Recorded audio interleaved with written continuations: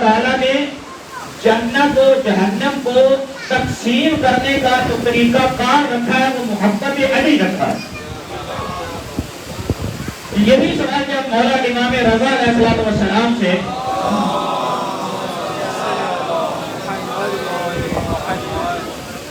حاکم نے کیا اور بادشاہ نے کیا کہ میں اس حدیث کو نہیں مانتا کہ حضور نے یہ فرمایا ہے کہ علی ابن ابی طالب علیہ السلام جو ہے وہ جنت و جہنم کو تقسیم کرنے والے.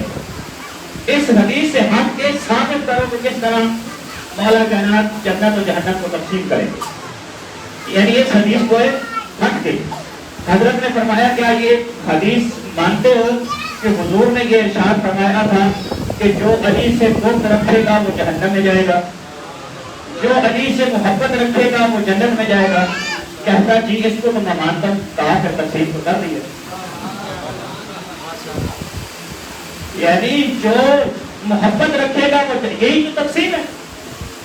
محب جنت میں جائے گا, مبغض جہنم میں جائے گا.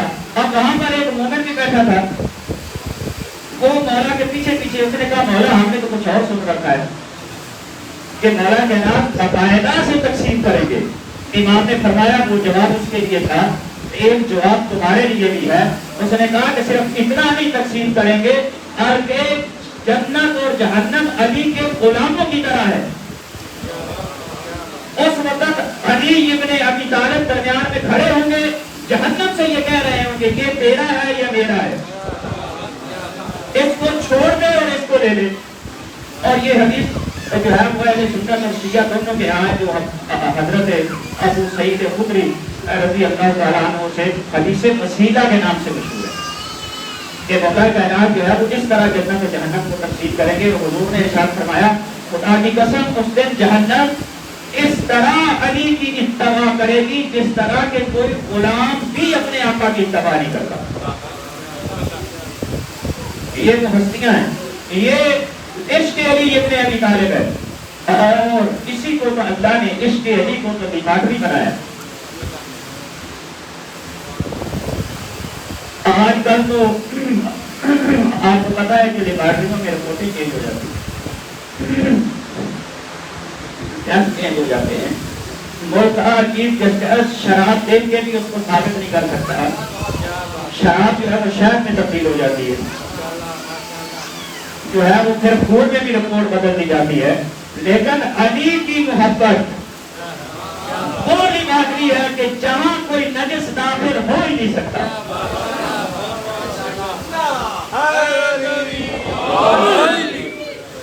اس وجہ سے معیار محبت علی رکھی ہے پاکیزگی کے لیے اور نجاست کے لیے.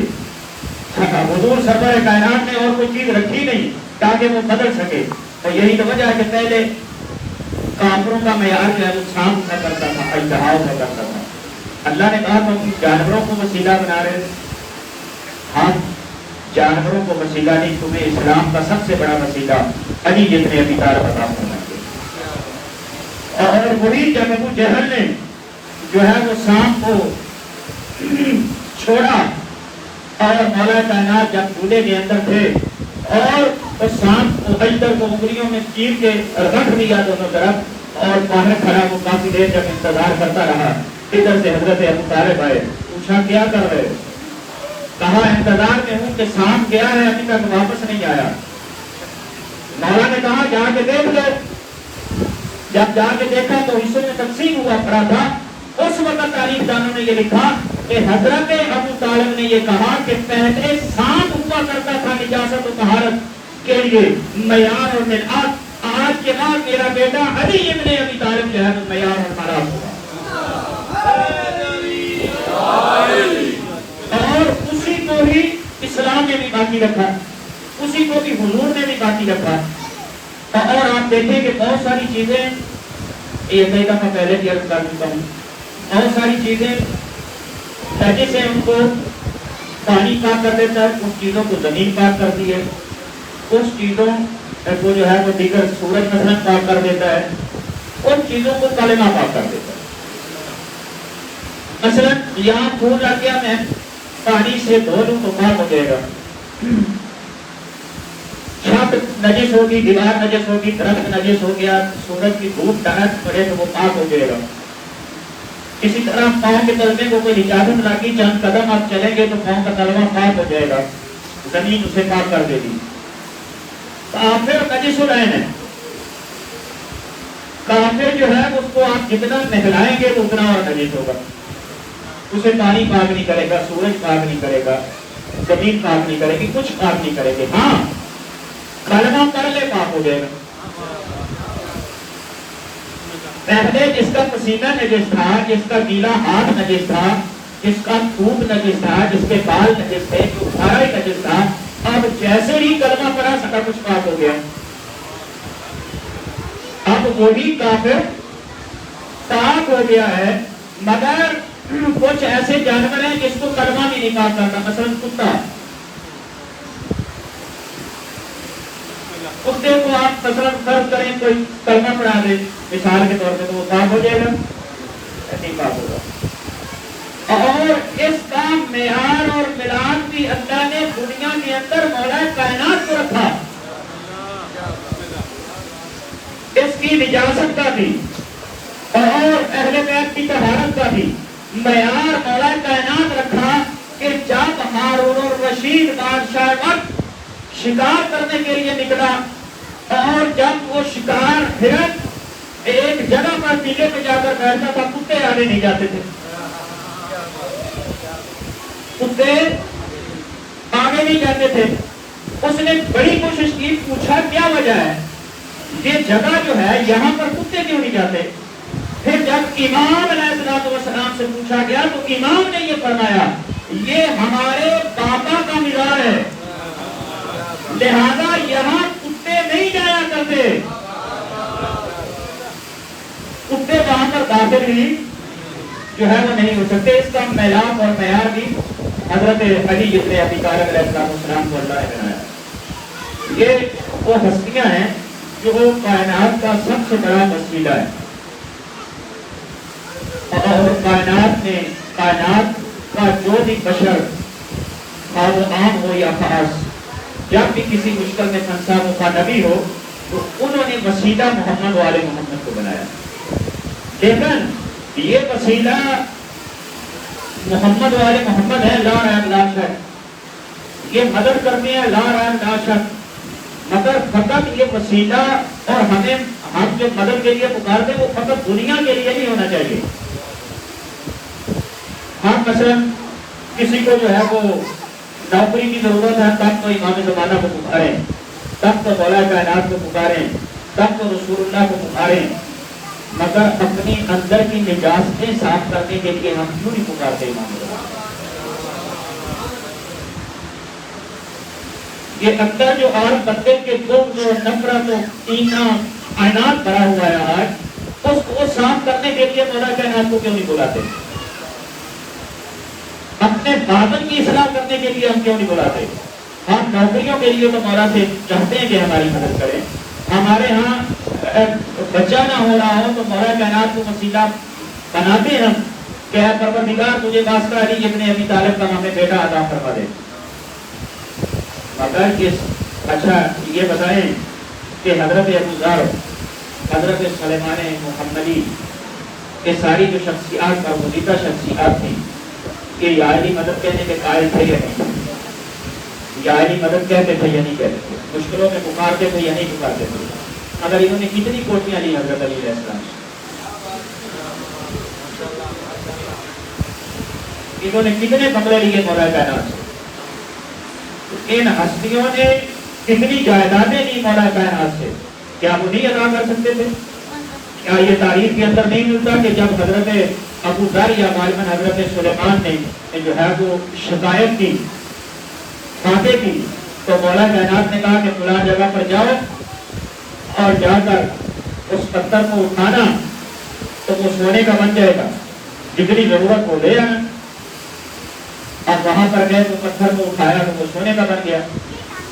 وہ تو ابو ذر تھے یا سلیمان تھے، ہم جیسا ہوتا تو سونے کو کھا لیا. انہوں نے جتنی ضرورت تھی اتنا اٹھا لیا. وہ علی ابن ابی طالب کہ جس کے کہنے سے پتھر سونا ہو جاتا ہے. اگر ابو ذر سارا بھی اٹھا کے لے آتے تو کیا ہو, مولا اس کو منع کر دیتے. مگر نہیں, وہ دنیا نہیں مانگتے تھے, دنیا انہوں نے نہیں مانگی, دنیا کی ریل پیل انہوں نے نہیں مانگی نہ لی. وہ ابو ذر کے جس کو لوگ کہتے تھے تو غریب ہے, بادشاہ بخش سے پیسے لے لے, اس کا جواب کیا تھا ابو ذر کا؟ کہا کہ خبردار مجھے غریب کہا. غریب وہ ہے کہ جس کے سینے میں ولایت علی ابن ابی طالب نہ ہو.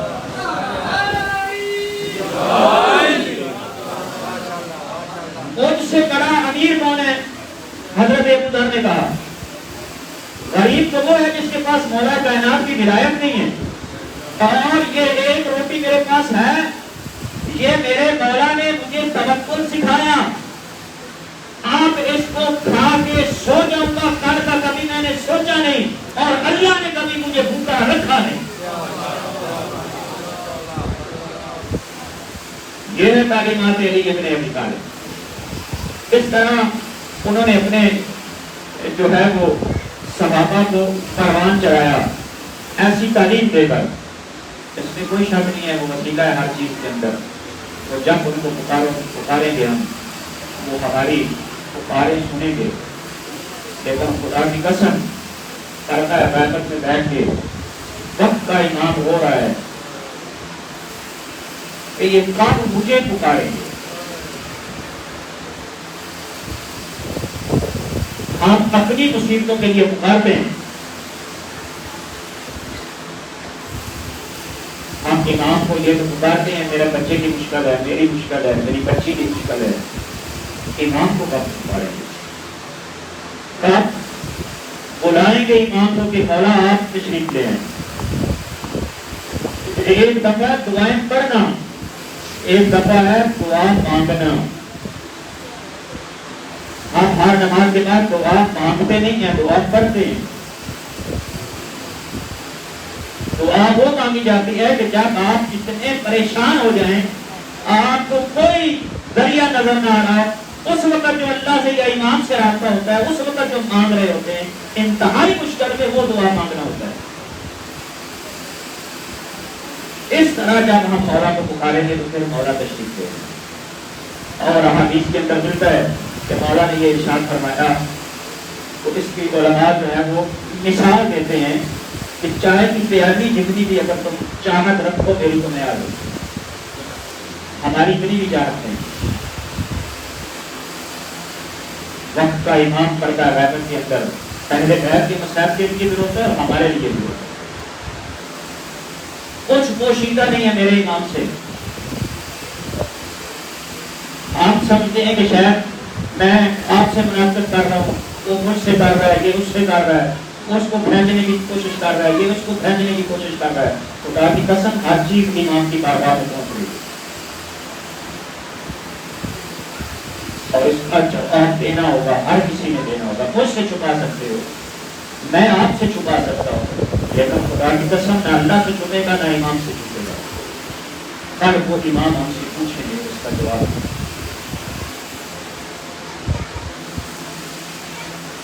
واقعہ نہ مسلمان سمجھے نہ ہم سمجھے. اگر مسلمان سمجھ جاتے تو رسول کی بیٹیاں کبھی بھی بازاروں میں نہ کھائی جاتی. یہ دن ایسے ہیں کہ ان دنوں میں کوئی لمبے چوڑے مسائل پڑھنے کی کوئی ضرورت نہیں ہے. یہ دنوں میں آنکھیں خود بخود برسنا شروع ہو جاتی ہیں. خدا کی قسم اتنے مسائل نازل کیے ہیں مسلمانوں نے, اتنے مسائل ڈائے ہیں اہل بیت کے اوپر کہ امام خود فرماتے ہیں کہ اگر قرآن مجید کے اندر ہماری مودت کا حکم دیا گیا ہے, اگر ہماری نفرت کا بھی حکم دیا جاتا تو اتنی مصیبتیں ہمارے اوپر کو نہیں ڈال سکتا.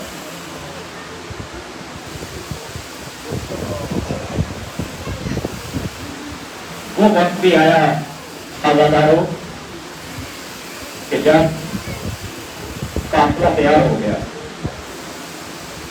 بیویوں کو رسم بندہ کر لیا گیا, एक मलाना ऊँटों के ऊपर बिठा दिया गया। हजारों जब काफिला चलने लगा ना, मक्तल वालों ने ये लिखा कि जब काफिला पहुंचा उस जगह पे जहां सैयद शुहदा का लाशा था, जैसे ही सैयद सज्जाद इमाम ज़ैनुल आबिदीन अलैहिस्सलाम ने देखा, बीबी कहती है कि मैंने देखा कि करीब था कि मौला सज्जाद की रूह परवाज़ कर जाती। बीबी कहती है कि मैंने देखा कि अब सैयद सज्जाद बर्दाश्त नहीं कर सकेंगे। बीबी ने अपने आप को बेपलाना ऊँटों से अपने आप को गिराया सैयद शुहदा के लाशे के ऊपर। मैं कहूँगा बीबी, यहाँ पर हजरत अब्बास अलमदार और बीबी एक जैसे हो गए। मौला अब्बास की जीत से जमीन पर आए थे, उनके बाजू नहीं थे। लेकिन मैं कहूँगा, ऐ आका अब्बास, ऐ मौला अब्बास, आप तो सिपा सालार थे, आप तो मर्द थे, आप एक बहादुर थे, आप एक शुजा थे, आप एक बहादुर इंसान थे। आप भी आए जीत से जमीन पर, लेकिन हाय बहरा की बेटी, और जो कभी सवार ना हुई थी बेपलाना ऊँटों पे, उसका रस्सन बंदा हाथों के साथ अपने आप को लाशे पर गिराना और गिरा के ये कहना, अअंत अखी, अअंत इब्न रसूलिल्लाह, अअंत इब्न फातिमा ज़हरा, अअंत इब्न अली इब्न अबी तालिब। आया मेरा माँ जाया तू है, आया वो तू है जिसे मेरी माँ ने चटियाँ पीस पीस के पाला था, क्या तू वही हुसैन है? अज़ादारों ये काफिला चला और चलता चलता आज का दिन जब पहुंचा 13 मुहर्रम का। अज़ादारों बनी असद से वादा किया था ना, मेरे मौला ने वादा किया था कि खुदा के लिए अगर तुम्हारे मर्द ना आ सके तो औरतों से कहा था कि तुम आ जाना, और ये बच्चों से कहा था कि तुम्हारे अगर औरतें भी ना आ सके तो तुम बच्चे आ जाना और मट्टी से खेलते रहना, तुम्हारी खेल हो जाएगी, हम गरीबों के लाशें दफन हो जाएंगे। अज़ादारों जब 12 मुहर्रम आई और जब 13 मुहर्रम फिर आ गई, सुबह को वहाँ की खवातीन नहर से पानी भरने के लिए जब आई, उन्होंने देखा कि अब फौजी अशकिया में से कोई नहीं है। इन्होंने जाके मर्दों से कहा, अब तो कोई नहीं है, अब तो खुदा के लिए वहां पर जाके लाशों को दफन कर दो। अज़ादारों जब ये फिर भी ना निकले, उस वक्त औरतों ने बेंचे उठाए, उठा के कहने लगी कि अगर तुम नहीं जाते तो फिर हम खुद जाती हैं। अज़ादारों फिर उस वक्त ये खुद निकले। अज़ादारों आकर देखा, आकर देखने के बाद उन्होंने क्या देखा कि लाशों को दफनाए तो कैसे दफनाए? लाशें तो दफनाए जाते हैं ना पहचान कर, और पहचान होती है चेहरों से।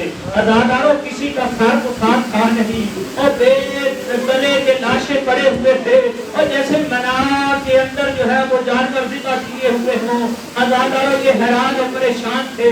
इन्होंने एक शख्स को रास्ते में खड़ा किया, कहा कि इब्ने ज़ियाद के कुछ अगर बंदे आ जाए तो हमें बता देना, हम छुप जाएंगे।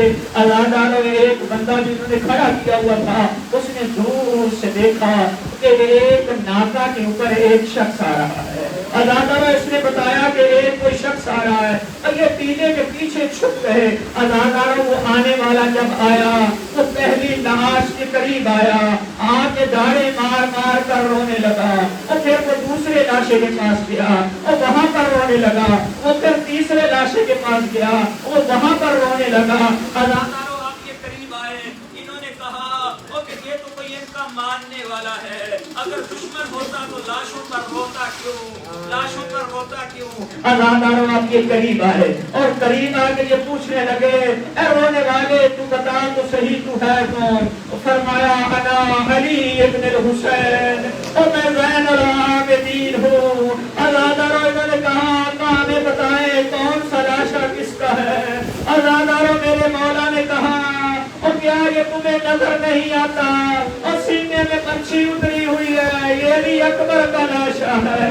अज़ादारों फिर आगे लाशे पे गए और कहा ये टुकड़ों से तुम्हें पता नहीं चल रहा, ये कासिम का लाशा है। अज़ादारों एक एक लाशा बताते गए और बनी असद के लोग दफन करते चले गए। अज़ादारों जब सारे लाशे दफन हो गए ना, अज़ादारों एक बंदा बनी असद के लोगों ने कहा, आका क्या हमें इजाजत है हम घरों को चले जाए? अज़ादारों बस आखिरी जुमले कहा, आका क्या हम घरों को चले जाए? आका फरमाने लगे नहीं, अभी एक लाशा बाकी है, अभी एक लाशा बाकी है। और वो कहने लगे आका यहाँ तो कोई लाशा नजर नहीं आता। और कहा वो यहाँ नहीं है, और मेरे चचा نے وصیت کی تھی اور میرا لاشا خیام کی طرف نہ لے کے جانا، اور نہر القما کے اوپر میرے آقا عباس کا لاشا پڑا ہے، لیکن میرے مولا نے کہا اور بنی اسد کے لوگوں کیا تمہارے پاس کوئی چادر ہے، تمہارے پاس کوئی بوریا ہے، اور میرے چچا کا لاشا اٹھایا نہ جائے گا۔ عزاداروں ایک چادر کو لایا گیا اور حضرت عباس کے لاشے کو لے کر آیا گیا۔ عزاداروں جب قبر میں اتارا اور میرے آقا نے ایک وصیت فرمائی اور کہا جب تک میں قبر میں رہوں کوئی قبر کے نزدیک نہ آئے۔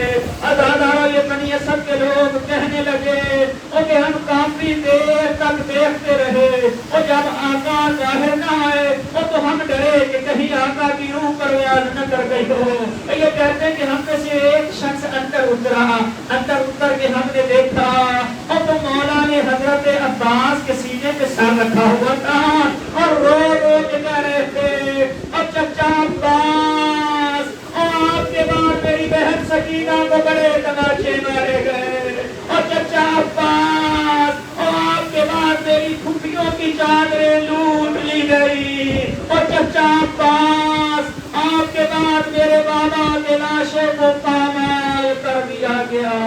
الا لعنۃ اللہ علی القوم الظالمین، السلام علیکم۔